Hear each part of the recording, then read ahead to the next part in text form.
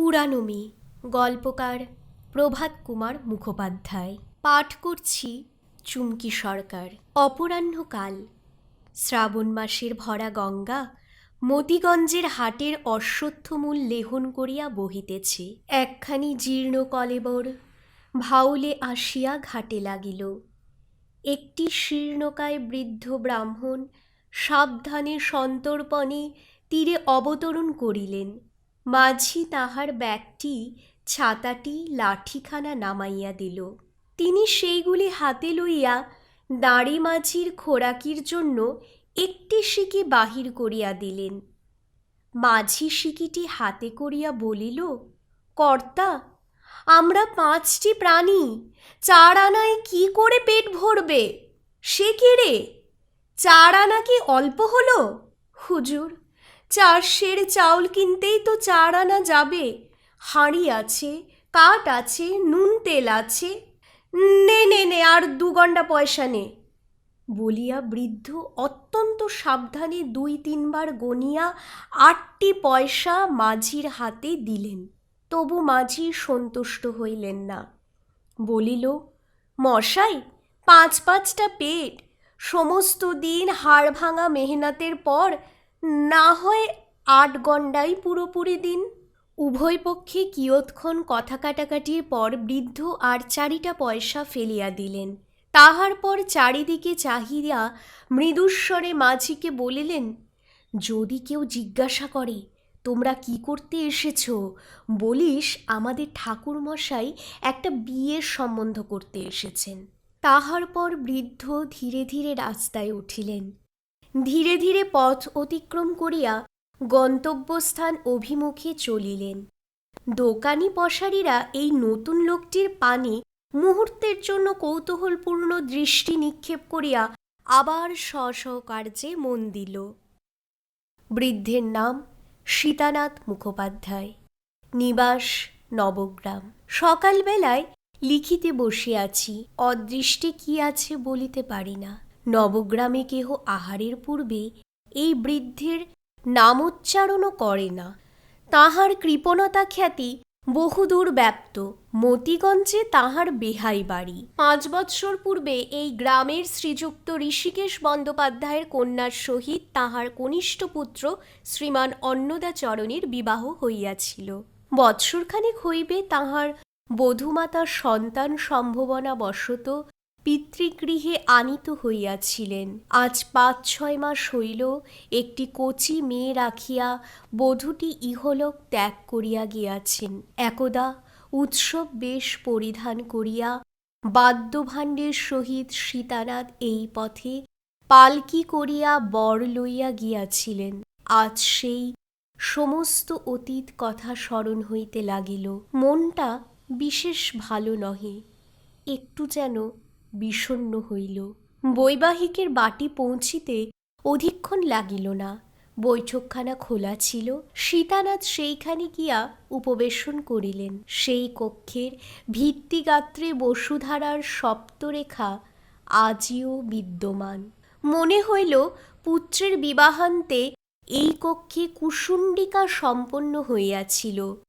বিবাহের সমকালে তাঁর বৈবাহিক ঋষিকেশের অবস্থা বেশ সচ্ছল ছিল। 3000 টাকা খরচ করিয়া তিনি একমাত্র কন্যাটির বিবাহ দিয়াছিলেন।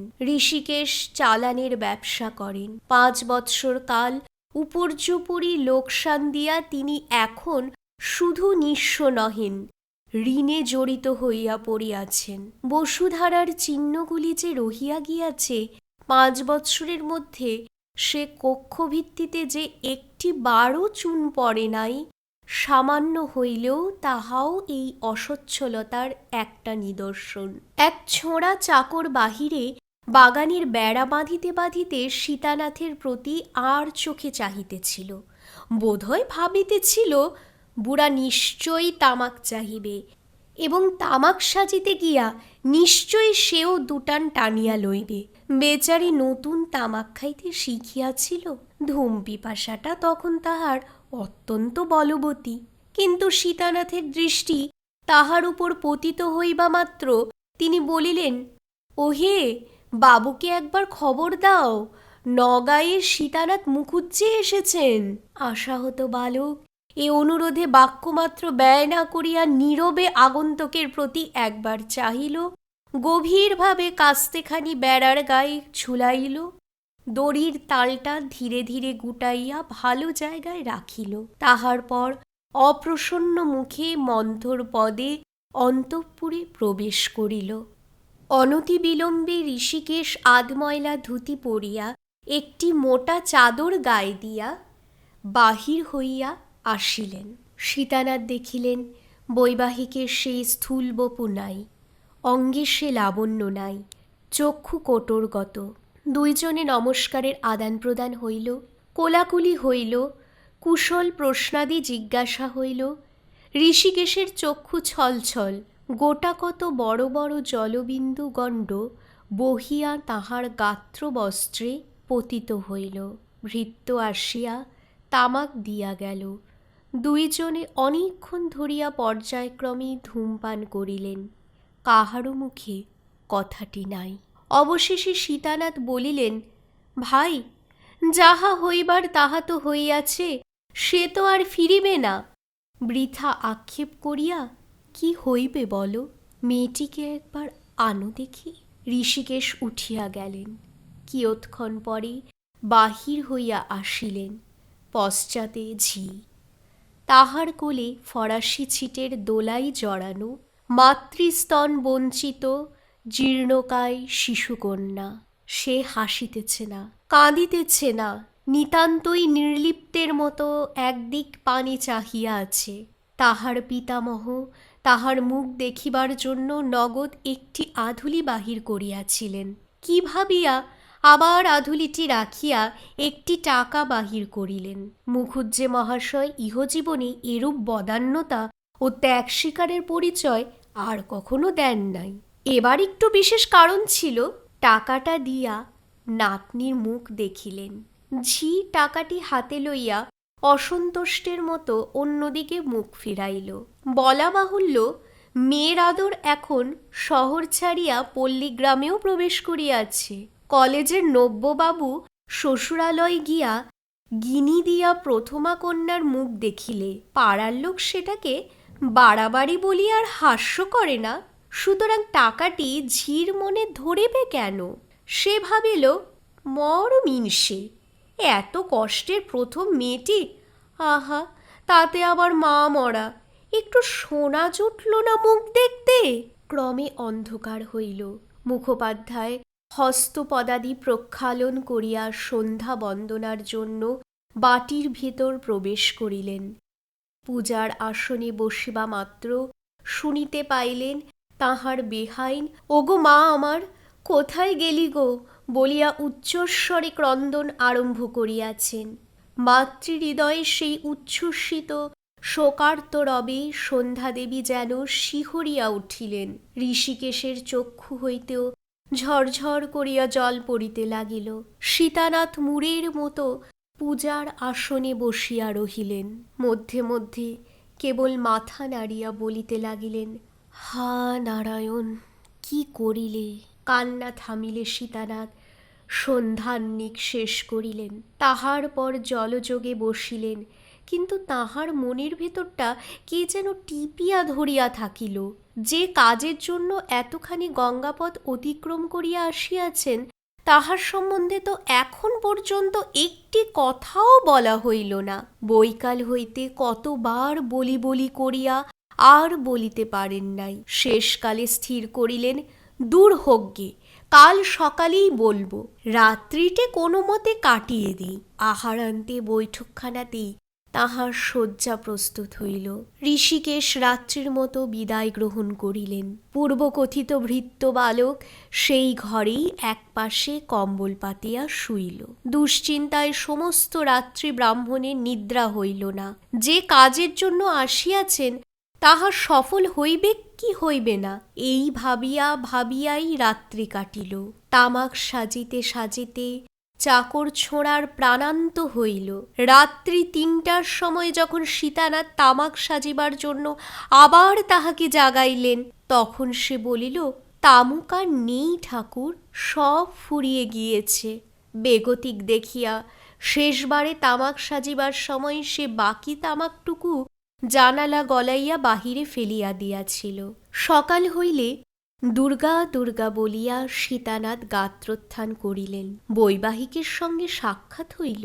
ধূমপান করিতে করিতে সীতানাথ স্থির করিলেন, এইবার বলি। মনোমত অভিপ্রায় ব্যক্ত করিবার সূচনাটা এইরূপ হইল। বেহাই মশাই, অদৃষ্ট ছাড়া তো আর পথ নেই। আমাদের যা অদৃষ্টি ছিল তাকে খণ্ডন করবে বলো? আমার আর 4টি বউ আছে, কিন্তু ছোট বৌমা যেমন ছিলেন তেমনি কেউ নয়। আমার এত গুণের বউকে গিন্নি দেখে যেতে পাননি, সেই দুঃখই চিরকাল থাকবে। মার আমার যেমন রূপ তেমনি গুণ ছিল। তার গুণে পশুপক্ষী পর্যন্ত বশ হয়েছিল। বাড়িতে রাঙি বলে একটা গাই আছে, এমনি বজ্জাত, তার ত্রিসীমানায় কেউ যেতে পারে না। শিং পেতে গুঁতোতে আসে। কেবল ছোট বৌমা কাছে গেলে সে কিছু বলতো না। যায় যায় ঝগড়া কলহ, এ তো চিরদিন সকল সংসারে চলে আসছে। কিন্তু আমার অন্য বউরা ছোট বৌমাকে নিজেদের সহোদরা ভগ্নীর মতো মনে করতেন। দুঃসংবাদটা শুনে বড় বৌমা একেবারে আছাড় খেয়ে পড়েছিলেন। 3 দিন 3 রাত্রি জল স্পর্শ করেননি। আজও বললেন, আমার পেটের সন্তান গেলে এতটা হতো না। ঋষিকেশ চক্ষুর জলে মাটি ভিজাইতেছিলেন। কম্পিত স্বরে বলিলেন, বেহাই মশাই, থাক আর সেসব কথা কয়ে ফল কি, অন্য কথা বলুন। সীতানাথ চুপ করিলেন। তাহার ভূমিকায় তাহাকে মাটি করিয়া দিল। নীরবে নিজের বুদ্ধিকে ধিক্কার দিতে লাগিলেন। কিয়ৎক্ষণ আবার এ কথা সে কথা 5 কথায় কাটিল। এবার সীতানাথ নিজের উপর অত্যন্ত রাগ করিয়া ভূমিকা মাত্র বর্জন করিয়া বলিয়া ফেলিলেন, শুনিতে এমন কাঠকোট্টা রকম ঠেকিল যে নিজেরই লজ্জা করিতে লাগিল।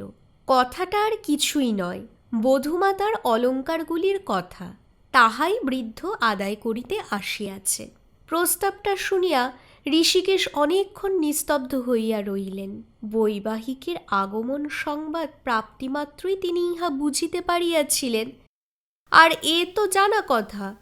তবু তাহার মনে একবার দুরাশা উপস্থিত হইত। গয়নাগুলি আটকাইবেন, দিবেন না। নাতনিটি যদি বাঁচে, কুলিনের ঘরের মেয়ে, বাঁচিবারই 16 আনা সম্ভাবনা, তবে তাহারই ঘাড়ে পড়িল ওই অলঙ্কারগুলি অবলম্বন করিয়া তাহার বিবাহ দিবেন। 2000 টাকার অলঙ্কার দিয়া তিনি যখন একমাত্র কন্যার বিবাহ দিয়াছিলেন, তখন তাহার অবস্থা খুবই ভালো ছিল। উপর্যুপরি কয়েক বৎসর ক্ষতিগ্রস্ত হইয়া এখন সে অবস্থার পরিবর্তন হইয়াছে। তাহার ছেলেগুলাও কেহ মানুষের মতো হয় নাই। তাহার অবর্তমানে কি করিয়া যে তাহারা সংসার চালাইবে, তাহাই তিনি মাঝে মাঝে ভাবিয়া আকুল হইতেন। এই সকল 5 রকম ভাবিয়া চিন্তিয়া তিনি অলঙ্কারগুলি রাখিবার দুরাশা মনোমধ্যে পোষণ করিয়াছিলেন। অন্তত অশুভস্য কালহরং যত বিলম্ব হয় তাহার চেষ্টা করিবেন স্থির করিলেন। বলিলেন, মুখুজ্জে মশাই, সেই জিনিসগুলি আপনারই। তাহা যখন একবার আপনার পুত্রকে দান করিয়াছি, তখন আর তাহার একরতি মাত্রও ফিরিয়া রাখিব না। তবে কিছুদিন আপনাকে অপেক্ষা করিতে হইতেছে। আপাতত আপনাকে দিতে পারিতেছি না। শুনিয়া মুখুজ্জে মহাশয়ের মুখ শুকাইয়া গেল। ভাবিলেন বুঝি বেহাই অলঙ্কারগুলি কোথাও বন্ধক দিয়াছে। তাহা হইলে তো সর্বনাশ। বলিলেন, কেন, এখন দিতে বাধা কি? ঋষিকেশ দীর্ঘ নিঃশ্বাস ত্যাগ করিয়া বলিলেন, এই সদ্য শোকটা পাওয়া গিয়েছে, এখনো 6 মাস হয়নি। আর কিছুদিন যেতে দিন। বাক্স থেকে সে অলঙ্কার এখন বের করে কে বলুন? মেয়েদের কোথায় কি থাকে, কোথায় কি না থাকে, আমি তো কিছুই জানি নে। গিন্নি সে কাল রাত্রির পর থেকে সে ঘরেই আর ঢোকেননি। তার বড় আদরের শেষ মেয়েটি, কিছুতেই তাকে বোঝাতে পারিনে তার ঘরে পদার্পণ করেন না। তার কোনো জিনিসটি ছুঁতে হলে কেঁদে আকুল হন। এমন অবস্থায় কি করে তাকে বলি, তোমার মেয়ের বাক্স খুলে গয়নাগুলি বের করে দাও? শোকটা এখন বড্ড নতুন, কিছুদিন আর যেতে দিন। গয়না দেওয়ার বাধাস্বরূপ ঋষিকেশ কারণ যাহা দেখাইলেন তাহা নিতান্তই সত্য, তবে সকলের কাছে এ কারণ যথেষ্ট বলিয়া মনে না হইতেই পারে। সীতানাথের মনে হইল না, একটু রাগ হইল। বলিলেন, ভাই, শোক আমার কি লাগেনি? তবে কি করব? সংসার করতে গেলে শোক তাপ তো আছেই, এ থেকে কেউ নিস্তার পেলে এমন তো দেখলাম না। তা সে রাজাই বলো, বাদশাই বলো, আর পথের ভিখারিই বলো, তবু সংসারী লোককে দুদিনে তা ভুলে গিয়ে খেতে হয়, শুতে হয়, হাসতে হয়, সংসার ধর্মের সবই করতে হয়। তা তার যদি অত শোকই হয়ে থাকে, তবে তুমিই না হয় চাবিটা চেয়ে খুলে আনগে না। ঋষিকেশ আবার কিছুক্ষণ মৌনভাবে তামাক টানতে লাগিলেন। বিলম্ব দেখিয়া সীতানাথ একবার তাগাদা করিলেন। তখনও ঋষিকেশ গহনাগুলি রাখিবার আশা ত্যাগ করিতে পারেন নাই। একটু কাতরভাবে বলিলেন, বেহাই মশাই, একটা বৎসর যেতে দিন, তখন এসে গহনাগুলি নিয়ে যাবেন। যদি আজ্ঞা করেন তো আমি মাথায় করে সেগুলি আপনার বাড়ি পৌঁছে দেব। সীতানাথ রক্ষস্বরে উত্তর করিলেন, মানুষের শরীর পদ্মপত্রের জল, আজ আছে কাল নেই, এক দণ্ডের কথা বলা যায় না। 1 বৎসর যদি আমি না বাঁচি? ঋষিকেশ মনে মনে বলিলেন, না বাঁচো তো ওই গহনাতেই তোমার শ্রাদ্ধের জোগাড় করা যাবে। প্রকাশ্যে বলিলেন, তাহলে আপনার গহনা আমাদেরই কাছে থাকবে, ওই গহনা দিয়ে আপনার পৌত্রীর বিবাহ দেব।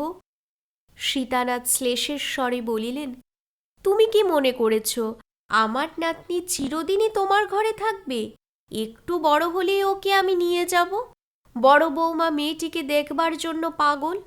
আসবার সময় আমাকে বললেন, বাবা, আমিও তোমার সঙ্গে যাব, খুকিকে দেখে আসব। বিবাহের কথা বলছো? তা ভাই, আমাদের এখন কপাল কি হবে? ওই মেয়ে কি আর বাঁচবে? ওর যেরকম চেহারা দেখলাম, তাতে কোনো মতেই তো সে আশা করা যায় না। ঋষিকেশ ব্যবসায় বুদ্ধিসম্পন্ন লোক, স্তোক বাক্যে ভুলিবা পাত্র নহেন। বলিয়া ফেলিলেন, তা গহনা এখন থাকুক না, যখন মেয়ে নিয়ে যাবেন তখনই গহনা নিয়ে যাবেন। কথাটা শুনিয়া সীতানাথ জ্বলিয়া উঠিলেন। বলিলেন, ভায়া হে, আমাকে কি অবিশ্বাস করলে? জিনিসগুলি আটক করে ব্রাহ্মণকে মনক্ষুণ্ণ করে ফিরিয়ে দিলে কি তোমার মঙ্গল হবে? ঋষিকেশ বেহাইয়ের চরিত্র পূর্বাবধিই জানিতেন। তিনি যখন ধরিয়াছেন গহনা লইয়া যাইবেন, তখন যে না লইয়া ফিরিবেন এমন আশা নাই। সুতরাং আর আপত্তি উত্থাপন করা নিষ্ফল মনে করিলেন। বলিলেন, তবে নিয়ে যান। সীতানাথের মুখ প্রফুল্ল ভাব ধারণ করিল। বলিলেন, আহারাদির পর সকাল সকাল আজই বেরোতে হবে। তুমি তবে সেগুলো বের করে ঠিক করে রাখো, আমি গঙ্গা স্নানটা সেরে আসি। গঙ্গার ঘাটে আসিয়া অনেক দূর হইতে মাঝিকে উচ্চস্বরে বলিলেন, ও মাঝি, যে বিয়ের সম্বন্ধ করতে এসেছিলাম সে তারা রাজি নয়, বলে অত গরিবের ঘরে আমরা মেয়ে দেব না। নৌকো ঠিক করে রাখো, খাওয়া দাওয়ার পর ছাড়া যাবে। বলিয়া ধূর্ত ব্রাহ্মণ চারিদিকে চাহিয়া দেখিল ঘাটশুদ্ধ লোক তাহার কথাগুলি শুনিতে পাইয়াছে কিনা। যেরূপ উচ্চ কণ্ঠে কথাগুলি উচ্চারিত হইয়াছিল, তাহাতে নিতান্ত বধির ভিন্ন আর কাহারও না শুনিতে পাইবার সম্ভাবনা ছিল না। লোকে মুখ চাওয়াচাওয়ি করিতে লাগিল। তাহার পর সীতানাথ গঙ্গা স্নান সমাপ্ত করিয়া অত্যন্ত আড়ম্বরের সহিত ঘাটে আহ্নিক করিতে বসিলেন। আজ দেবতাগণের বড়ই শুভাদৃষ্ট। এরূপ ভক্তিবাহুল্যের সহিত পূজা সীতানাথ অনেক কাল করেন নাই। বাড়ি ফিরিয়া গিয়া আহারাদি শীঘ্র শীঘ্র শেষ করিলেন। বুড়ার আর দেরি সহে না। ঋষিকেশকে বলিলেন, ভাই, এইবার জিনিসগুলি নিয়ে এসো, দুর্গা বলে সকাল সকাল যাত্রা করি। ঋষিকেশ অন্তঃপুরে প্রবেশ করিয়া বড় বিলম্ব করিতে লাগিলেন। সীতানাথ ভাবিলেন, সেই দিতেই হইবে, তবু কেমন যে কৃপণের স্বভাব, যতক্ষণ পারে ততক্ষণ দেরি করিতেছে। যাহা হোক, মনটার অবস্থা বেশ উৎফুল্ল থাকার দরুন সীতানাথ গুনগুন করিয়া একটা রাগিনী ধরিলেন। ছাড়ো মন বিষয়ীরে ভাবনা অসার, শুধু রাধানাথ পদ করো চিন্তা অনিবার। ঋষিকেশকে রিক্ত হস্তে ফিরিয়া আসিতে দেখিয়া সীতানাথের গান সহসা বাধাপ্রাপ্ত হইল। বিস্মিত হইয়া বলিলেন, কি হলো? হলো না? সে কি? ঋষিকেশ ব্যাপারখানা বুঝাইলেন। মুখুজ্জে মশাই, জিনিসগুলি আপনাকে দিতে প্রস্তুত হয়েছিলাম। গিন্নিকে গিয়ে বলাতে প্রথম তিনি কেঁদে ভাসিয়ে দিলেন। শেষে বলিলেন, চাবি তো নেই। চাবি আমার মায়ের কাঁকালে ছিল, সে তারই সঙ্গে চিতায় উঠেছে। কথাটা সীতানাথের বিশ্বাস হইল না। রাগিয়া বলিলেন, সে আমি শুনব না। চাবি না থাকে বাক্স ভাঙো, জিনিস আমি না নিয়ে যাচ্ছি নে। ঋষিকেশ বলিলেন, যদি না যান তবে বসে থাকুন, চাবি নেই, আমি কি করব? এই তো অবস্থা। এর উপর কি কামার ডেকে এনে দমাদ্দম করে সিন্দুক ভাঙানো ভালো দেখায়? না সেটা করান আপনারই কর্তব্য কর্ম হয়? সীতানাথ মুখ চক্ষু বিকৃত করিয়া চেঁচাইয়া বলিলেন, না, আমার কর্তব্য কর্ম হয় না। ব্রাহ্মণকে ফাঁকি দেওয়াটাই তোমার কর্তব্য কর্ম হয়। দেবে কি না দেবে সেটা খোলসা করে বলো দেখি। যদি না দাও তবে পইতে ছিঁড়ে অভিশাপ দিয়ে যাব, তেরাত্রির পোয়াবে না। বৈবাহিক প্রবরের মুখ চোখের ভঙ্গিমা দেখিয়া ঋষিকেশ বড় অপমান বোধ করিলেন। মনে মনে ভারী ঘৃণা হইল। স্বয়ং গিয়া কামার ডাকিয়া আনিলেন। দোতলার উপরে তাহাকে লইয়া গিয়া সিন্দুক ভাঙাইলেন। মেয়ের মা এই নিষ্ঠুর কাণ্ড দেখিয়া মাটিতে লুটাপুটি করিয়া কাঁদিতে লাগিলেন। বৈবাহিক গহনা লইয়া বিদায় হইলেন। ঋষিকেশও শয্যার তলে আশ্রয় গ্রহণ করিলেন। সেদিন আর এই দম্পতির মুখে অন্নগ্রাস উঠিল না। ভাগীরথীর তীরে বৃক্ষরাজে বেষ্টিত নবগ্রাম। ভোর হইয়াছে, সকল পাখি এখনো প্রভাতী কলকুজন আরম্ভ করে নাই। একখানি ছেঁড়া বালাপোষ গায়ে দিয়া, মাথায় পাগড়ি বাঁধিয়া বৃদ্ধ সীতানাথ ধীরে ধীরে স্বীয় ভবানীভিমুখে চলিতেছেন। পূর্বরাত্রের বৃষ্টির জল বৃক্ষপল্লব হইতে টপ টপ করিয়া তাহার পাগড়ি ও বালাপোষ ভিজাইয়া দিতেছে। ক্রমে তিনি নিজ বাটির সদর দরজার সম্মুখে আসিয়া উপস্থিত হইলেন। দরজা বন্ধ। দুই পাশে দুইটি ইষ্টক নির্মিত দেউড়ি বা বসিবার স্থান।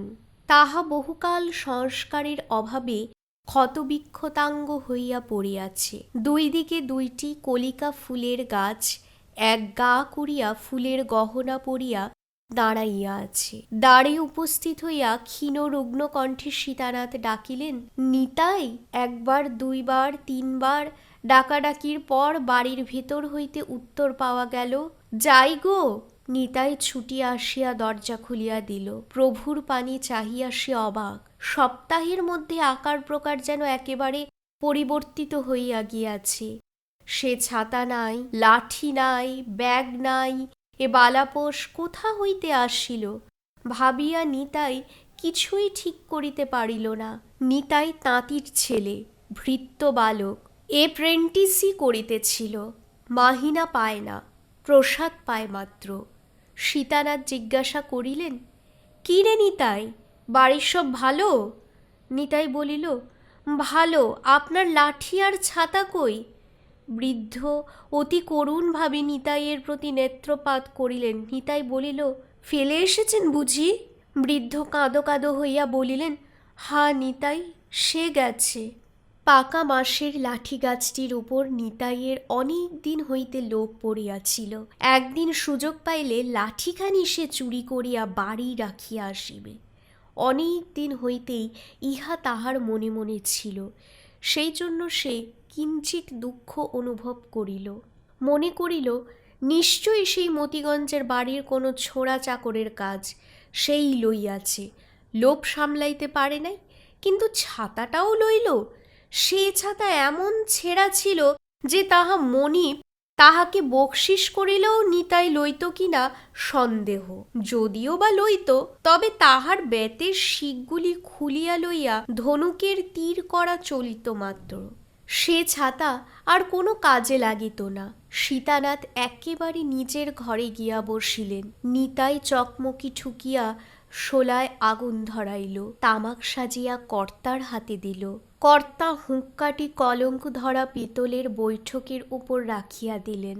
তাম্রকূটের প্রতি তাহার এতাদৃশ বিরাগ ইতিপূর্বে কখনো দেখা যায় নাই। চক্ষু নত করিয়া মাথাটি নাড়িয়া নাড়িয়া সুদীর্ঘ নিঃশ্বাসের সহিত বলিলেন, হা হা হা, সর্বনাশ হয়ে গেল। ব্যাপারখানা দেখিয়া নিতাই সেখান হইতেই সরিয়া পড়িল।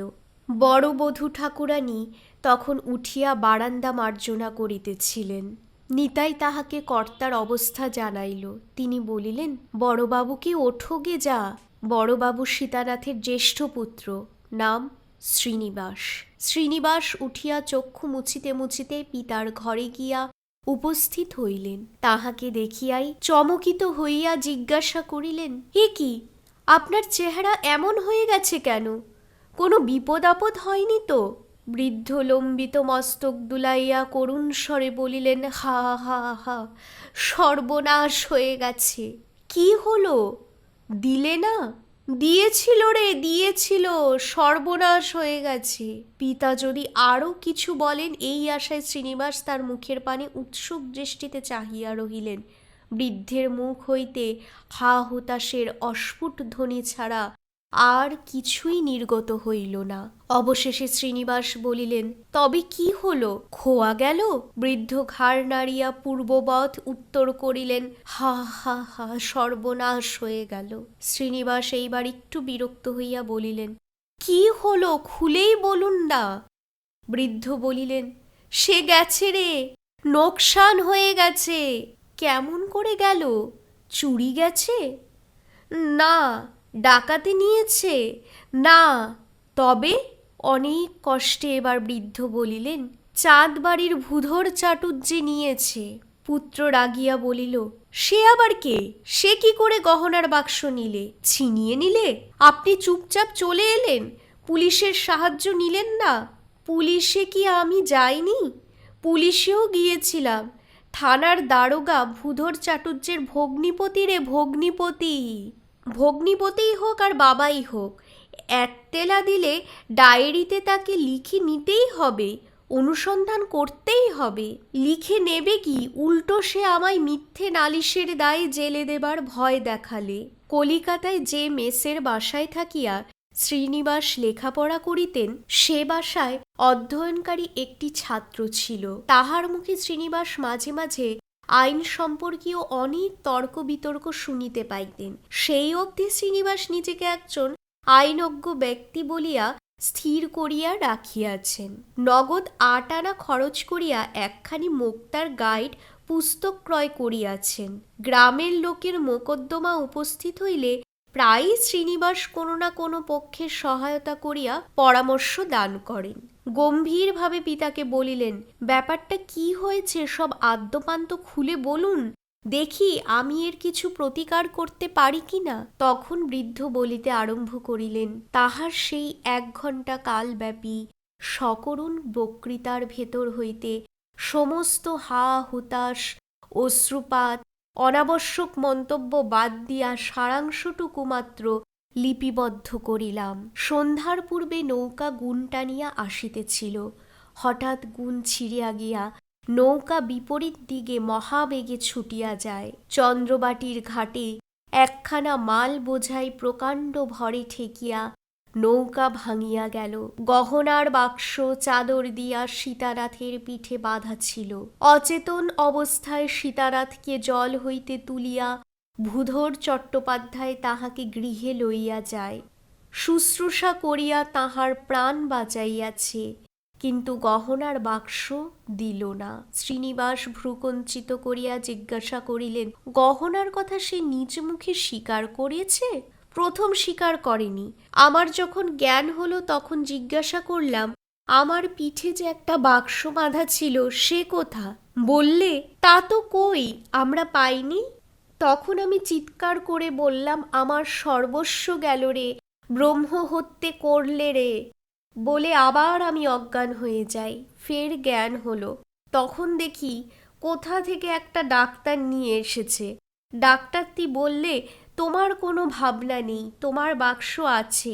আমার সমস্ত পরিচয় জিজ্ঞাসা করলে, নাড়ি দেখে ওষুধ দিলে, বলে গেল তোমার কোনো ভয় নেই, 3 দিনের মধ্যে তুমি সেরে উঠবে। শ্রীনিবাস উৎসাহের সহিত বলিলেন, তবে আদালতে নালিশ করে ডাক্তারকে সাক্ষী মানব? কান ধরে ভূধর চাটুর্যের কাছ থেকে গহনা আদায় করে নেব না? বৃদ্ধ বলিলেন, সে দফাও রফা রে, সে দফাও রফা। ডাক্তারের কাছে কি যাইনি? ডাক্তারের কাছেও গিয়েছিলাম। ডাক্তার বললে গহনার কথা সে কিছুই জানে না, কেবল আমায় সান্ত্বনা দেবার জন্য মিছে করে বলেছিল। আদালতে নালিশ করলে আর কি হবে? ডাক্তার ওই কথা বলে বসবে। তবে কি করে জানলেন ভূধর চাটুর্যে নিয়েছেন? তারপরে ভূধর চাটুর্যে নিজেই বলেছে। স্বীকার করলে নিয়েছি, অথচ দিলে না? বাহ, বেশ লোক তো।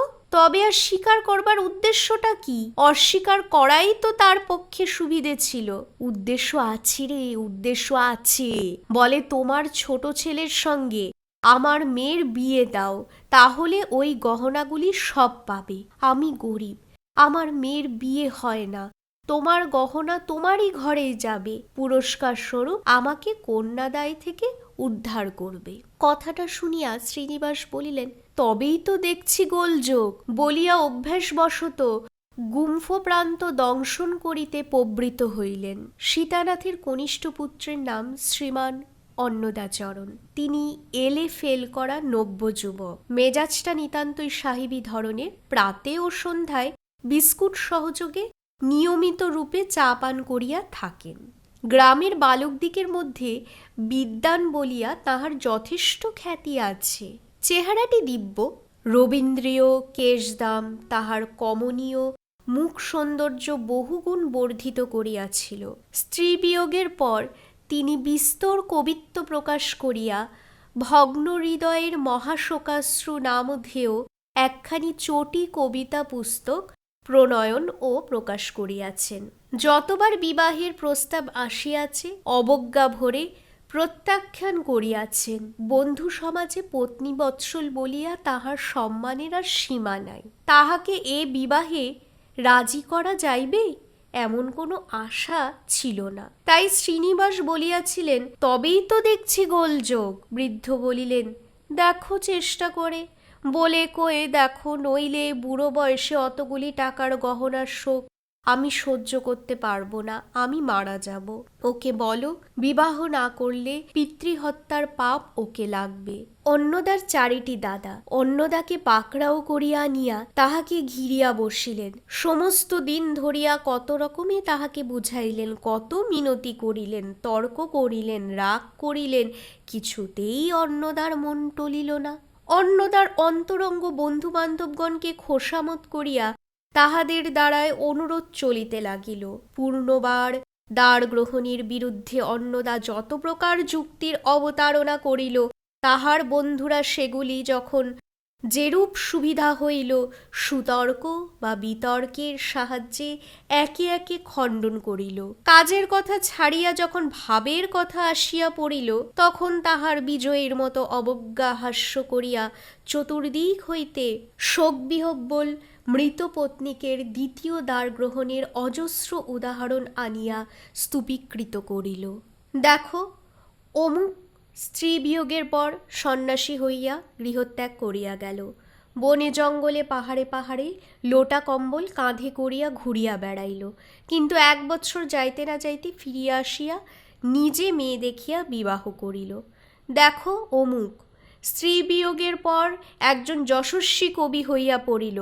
বঙ্কিমবাবু হইতে আরম্ভ করিয়া দেশ শুদ্ধ সকলেই সমস্বরে বলিল, বাংলা ভাষায় একখানা কাব্য জন্মিয়াছে বটে, কিন্তু সেই আবার একটা আত্মা নয়, দুইটা বিবাহ করিল ইত্যাদি প্রকারের যুক্তি তর্ক সময় অন্নদা শেষে পরাজয় স্বীকার করিল বটে, কিন্তু বিবাহ করিতে রাজি হইল না। এদিকে আর সময় নাই। ভূধর চট্টোপাধ্যায় 10 দিন মাত্র সময় দিয়াছিল। 20 শ্রাবণ বিবাহের শেষ দিন। তাহার 3 দিন কাটিয়াছে, সপ্তাহ মাত্র বাকি। ছেলে যখন কিছুতেই রাজি হইল না, তখন বাপ বলিল, তবে আমি বিবাহ করিব। 2,000 টাকার গহনা আমি কোনো মতেই হাতছাড়া করিতে পারিব না, ইহাতে আমার কপালে যাহাই থাকুক।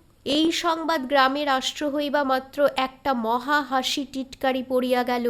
লোকে বলিল, গহনা হারা নৌকা উল্টানো সব ছলমাত্র। সুন্দরী যুবতী মেয়েটিকে দেখিয়া হারাইয়াছে বুড়ার মন, আর উল্টাইয়াছে বুড়ার বুদ্ধি শুদ্ধি। কেহ বলিল, বুড়াকে চেনা ভার, দুধটুকু মরিয়া ক্ষীরটুকু হইয়া আছে। কেহ বলিল, একখানা দীনবন্ধু মিত্রের বিয়ে পাগলা বুড়ো নাটক কিনিয়া উহাকে প্রেজেন্ট করো। কেহ বলিল, বুড়ার প্রাণের ভেতরটা যে এমন করিয়া হামাগুড়ি দিতেছে তাহা তো আমরা জানিতাম না। একজন গান বাঁধিতে জানিত, সে বহু লোকের অনুরোধে এই উপলক্ষে কয়েকটা মজাদার গান বাঁধিয়া দিল। যাহারা সমাজের বিজ্ঞ লোক বলিয়া খ্যাত, তাহাদের 2-1 আসিয়া সীতানাথকে বলিলেন, মুখুজ্জে মশাই, আপনি তো বিবাহ করতে যাচ্ছেন, তারা যদি আপনাকে মেয়ে না দেয়? আপনি কিঞ্চিত বয়সপ্রাপ্ত হয়েছেন কিনা, মেয়ে হঠাৎ দিতে সম্মত নাও হতে পারে। সীতানাথ বলিলেন, ও হারামজাদা, যে বিবাহ করবে না তা আমি আগে থেকেই জানতাম। ছেলে যদি বিবাহ না করে তবে আমি বিবাহ করলেও অলংকার দেবে বলেছে। পেল্লায় মেরে এত বড় অর্থাভাবে আজও বিবাহ হয়নি। তাদের আর জাত থাকে না। যুবা বুড়ার বিচার করলে তাদের কি করে চলবে? পাড়ার লোকের, গ্রামের লোকের যতই আমোদ হোক, বাড়ির লোকের মাথায় এ কথা শুনিয়া যেন বজ্রাঘাত হইল। চারি ছেলে চারি বধূ ভাবিয়া ব্যাকুল হইয়া উঠিল। তাহারা শতঃপরত নানা উপায় নানা প্রকারে বুড়াকে বুঝাইতে লাগিল। সীতানাথ বলিলেন, দেখো, আমার বিবাহ করবার কিছুমাত্র প্রয়োজন নেই। তোমরা অন্নদাকে রাজি করো, আমি ছেলের বিবাহ দিয়ে সোনার চাঁদ বউ ঘরে আনি। অন্নদা বেচারি কিয়ৎ পরিমাণে রেহাই পাইয়াছিল। এই কথার পর দ্বিগুণ উৎসাহের সহিত আবার তাহার উপর উৎপীড়ন আরম্ভ হইল। শেষে অন্নদা চোখ মুখ লাল করিয়া রাগিয়া বলিল, তোমরা যদি আমাকে এমন করে দিক করবে তবে আমি বিরাগী হয়ে একদিক পানে চলে যাব। বড় বধূ রাগিয়া বলিলেন, ঢের দেখেছি ঠাকুরপো, এই বয়সে কত দেখলাম, বাঁচি তো আরও কত দেখব। এখন এরকম করছো, কিন্তু শেষ রক্ষে হলে হয়। 24শে শ্রাবণ, বিবাহের আর মাত্র 5 দিন বাকি। সীতানাথ টাকা কড়ি লইয়া কলিকাতায় গেলেন। বলিয়া গেলেন, আবশ্যকীয় জিনিসপত্র কিনিয়া সেইখান হইতেই বিবাহ করিতে যাইবেন। বৃদ্ধ যাত্রা করিলে পর বাড়িতে নতুন করিয়া মহাগণ্ডগোল পড়িয়া গেল। ছোট বড় সকলেই অন্নদার প্রতি একেবারে খড়গহস্ত। প্রায় 10 বৎসর কাল গৃহিণীর মৃত্যু হইয়াছে। ছেলে মেয়ে নাতি পুতি ভরা সংসার। সীতানাথ আর দ্বার পরিগ্রহ করেন নাই, লোকেও সে পরামর্শ দেয় নাই। আজ 10 বৎসর কাল বড়বধূ ঘরের গৃহিণী। হঠাৎ নোলক পরা মূর্তিমতী উপদ্রব রূপিণী একটি কচি মেয়ে আসিয়া তাহার হস্ত হইতে গৃহস্থলীর শাসনদণ্ড কাড়িয়া লইবে, এ কল্পনা মাত্র নিতান্তই যন্ত্রণাদায়ক হইল। বড়বধূ আবার কাঁদিতে কাঁদিতে অন্নদাকে মিনতি করিতে আরম্ভ করিলেন, অনু ভাই, লক্ষ্মীটি, এখনো সময় আছে, এখনো বিবাহ করো, নইলে সোনার সংসার ছাড়ে খাড়ে যায়। অন্নদা হঠাৎ বলিল, দেখো বৌদিদি, আমি একটা মতলব স্থির করেছি। শুনলাম তারা বড় গরিব, তাই মেয়েটির বিয়ে হয় না। তোমরা কোনো রকম 1000 খানেক টাকা আমাকে সংগ্রহ করে দাও। আমি সেই টাকা ভূধর চাটুর্যকে দিয়ে বলে আপনি ব্রাহ্মণ, কন্যা দায়গ্রস্ত, কিঞ্চিত সাহায্য করলাম। মনমতো সুপাত্র এনে মেয়ের বিবাহ দিন, আমার গহনাগুলি ফিরিয়ে দিন। তা তারা দিতে পারে, তারা যে অধার্মিক নয় তাদের ব্যবহারে তা জানা আছে। অনায়াসেই তো গহনাগুলির কথা অস্বীকার করতে পারত। কথাটা সকলে মিলিয়া তোলাপাড়া করিয়া বলিল, হাঁ, এ পরামর্শ বন্ধ নহে, চেষ্টা করিয়া দেখিতে ক্ষতি কি। প্রাণের দায় পরিবারস্থ সকলের মধ্যে চাঁদা করিয়া কিছু ঋণ করিয়া 1000 টাকা জমা হইল। সকালে সীতানাথ রেলপথে কলিকাতা যাত্রা করিয়াছিলেন। সন্ধ্যার সময় অন্নদার নৌকা চন্দ্রবাটি অভিমুখে রওনা হইল। একখানি পত্র। চন্দ্রবাটি গ্রাম, তারিখ 27শে শ্রাবণ। পরম পূজনীয় শ্রীযুক্ত পিতা ঠাকুর মহাশয় শ্রীচরণ কমলেশু, সংখ্যাতীত প্রণামান্তে নিবেদন। আপনি কলকাতায় রওনা হইবার পর দিবস আমি কার্যগতিকে চন্দ্রবাটি গ্রামে উপস্থিত হই। প্রথমেই মহাশয়ের জীবনদাতা বন্ধু শ্রীযুক্ত ভূধর চট্টোপাধ্যায়ের সহিত সাক্ষাৎ করি। উক্ত মহাশয় পরম সজ্জন ব্যক্তি, যার পরনাই আদর অভ্যর্থনায় আমাকে আপ্যায়িত করিয়াছেন। এ পর্যন্ত আমি তাহার গৃহে অতিথি। আমার পরিচয় পাইয়া গ্রামের কয়েকটি ভদ্রলোক আমার সঙ্গে সাক্ষাৎ করিলেন এবং একজন বিজ্ঞ ব্যক্তি আমাকে নির্জনে লইয়া গিয়া বলিলেন, বাপু হে, শুনিতেছি নাকি তুমি এই ভূধর চট্টোপাধ্যায়ের কন্যাকে বিবাহ করিতে প্রস্তুত হইয়াছ। আমি সবিনয় প্রতিবাদ করিয়া বলিলাম যে আমি নহি, পরন্ত আমার পূজনীয় পিতৃদেব উক্তা বালিকাটির পাণিপীড়ন করিতে অভিলাষী। কথাটা শুনিয়া বিজ্ঞ লোকটি থতমত খাইয়া গেলেন। মনে করিলেন বুঝি আমি তাহার সঙ্গে বিদ্রূপ করিতেছি। অবস্থা দেখিয়া আমি তাহাকে সব কথা বুঝাইয়া বলিলাম। শুনিয়া বিজ্ঞ ভদ্রলোকটি বলিলেন, সর্বনাশ, তোমার পিতা ঠাকুর যেন এমন কার্য না করেন। ও মেয়েটির জাতিকুলের ঠিকানা নাই, ওটি কুড়ানো মেয়ে। 13-14 বৎসর পূর্বে যেবার মহাবারণী যুগে ত্রিবেণীতে লক্ষ লোকের সমাগম হইয়াছিল, সেই বৎসর সপরিবারে সেখানে গঙ্গা স্নান করিতে গিয়া চট্টোপাধ্যায় ওই মেয়েকে কুড়াইয়া পায়। ও মেয়ের বয়স তখন বছর 2 আন্দাজ। নিঃসন্তান বলিয়া চট্টোপাধ্যায় মেয়েটিকে কন্যার মতো প্রতিপালন করিয়াছে। অনেকবার ও মেয়ের বিবাহেরও সম্বন্ধ হইয়াছিল, কিন্তু পাছে কোনো সৎ কুলীন ব্যক্তির জাতির নাশ হয় এই আশঙ্কায় আমরা প্রতিবারই বরপক্ষীয় গণকে সাবধান করিয়া দিয়াছি। তোমাদিগকেও সাবধান করিয়া দিলাম।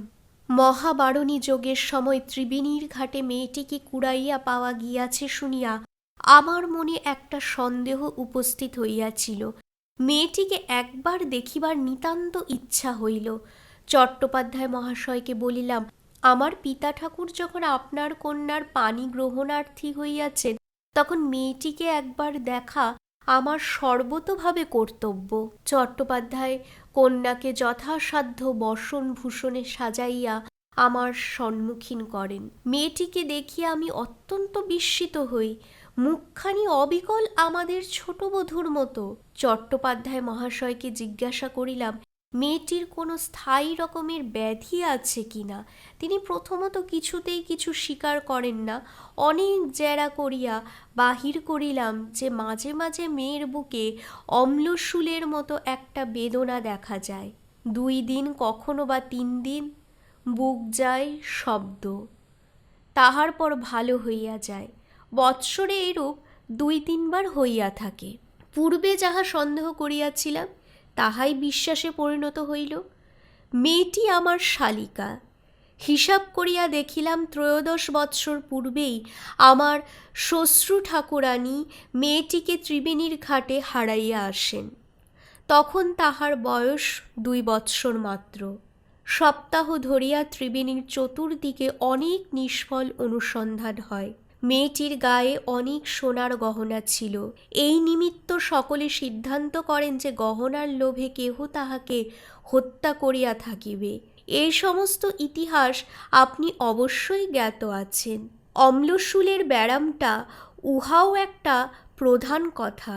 আমার শ্বশ্রু ঠাকুরানীর উহা আছে, আমার স্ত্রীর ছিল, আমার শালকগণও অল্পাধিক পরিমাণে ওই পীড়াক্রান্ত।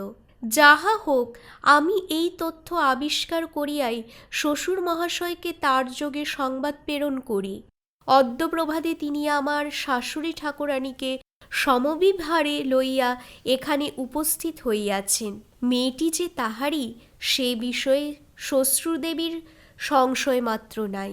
অতঃপর আপনি যদি কন্যাটিকে বিবাহ করেন, তাহা হইলে কতকটা সম্পর্ক বিরুদ্ধ হয়, এই কারণেও বটে। আর মহাশয়কে এই বয়সে একটা গলগ্রহ করিয়া দিয়া, বিশেষত কন্যাটি বয়স্থা, কষ্টে ফেলা উপযুক্ত সন্তানের কর্তব্য কর্ম হয় না ভাবিয়া আমি তাহাকে বিবাহ করিতে স্বীকৃত হইয়াছি।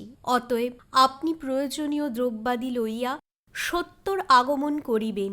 বাড়িতে দাদা মহাশয়গণকে পত্র দ্বারা নিমন্ত্রণ করিলাম। নিবেদনমিতি শ্রী অন্নদাচরণ দেবশর্মা পুনশ্চ। যদি সময় থাকে তবে আসিবার পূর্বে একবার হরিদাস চট্টোপাধ্যায়ের পুস্তকের দোকানে উপস্থিত হইয়া মুদ্রচিত ভগ্ন হৃদয়ের মহাশোকাশ্রু নামক কাব্যখানির সমস্ত অবিকৃত খণ্ডগুলি সঙ্গে আনয়ন করিবেন। চট্টোপাধ্যায়ের নামে একখানি পত্র লিখিয়া এই সঙ্গে দিলাম। আপনার প্রতি তাহার অবিশ্বাসের কোনো কারণ থাকিবে না। তাহাকে জিজ্ঞাসা করিয়া আসিবেন, আমি যদি আত্মজীবন চরিত নামক একখানি গ্রন্থ প্রণয়ন করি, তবে তিনি সে পুস্তক নিজ ব্যয় প্রকাশ করিতে প্রস্তুত আছেন কিনা। এই অলিখিত পুস্তকখানি অতীব মনোরম ও কৌতুকাবহ হইবার সম্ভাবনা। ইতি শ্রী অন্নদা। পুরশ্চ ২। ভূধর চট্টোপাধ্যায় যে আমার প্রথমা পত্নীর অলঙ্কারের কথা বলিয়াছিলেন, এখন বলিতেছেন তাহা সর্বৈব মিথ্যা।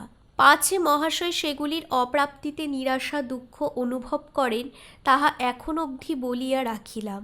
আমাকে বিবাহ করিতে কৃতসংকল্প দেখিয়া তিনি এ কথা প্রকাশ করিয়াছেন। এই মিথ্যাচারণের জন্য আমি তাহার কৈফিয়ত চাহিয়াছিলাম। তিনি বলিলেন, মুখুজ্জে মহাশয় সম্বিত পাইয়া যখন আমাকে জিজ্ঞাসা করিয়াছিলেন বাক্স কোথায়, আমি বিস্মিত হইয়াছিলাম ও সত্য বলিয়াছিলাম কোনো বাক্স পাই নাই। তাহার পর ডাক্তার আসে এবং পরামর্শ দেয়, ও কথা বলিও না, পীড়া বাড়িবে, বলিও বাক্স আছে, উহাকে ভালো হইতে দাও। আমিও মনে করিলাম ও সুযোগে মেয়েটিকে পার করিবার চেষ্টা করি। বাপু হে, আমার মেয়ের কিনারা হইতেছিল না, তাই ২টা মিথ্যা কথা বলিয়াছিলাম। তা সে মিথ্যা কতক্ষণ টিকিতে? বিবাহ হইলেই সমস্ত প্রকাশ হইত, তখন তো আর তোমরা মেয়ে ফিরাইয়া দিতে পারিতে না। চট্টোপাধ্যায় মহাশয় যতই বিনয়ী ও অতিথিবৎসল হন, নীতিজ্ঞান তাহার অতি শোচনীয়। এরূপ শিথিল নীতিক মনুষ্য যে আমার শ্বশুর হইলেন না, ইহাতে আমি নিজেকে নিজে অভিনন্দন করিতেছি। ইতি শ্রী অন্নদা।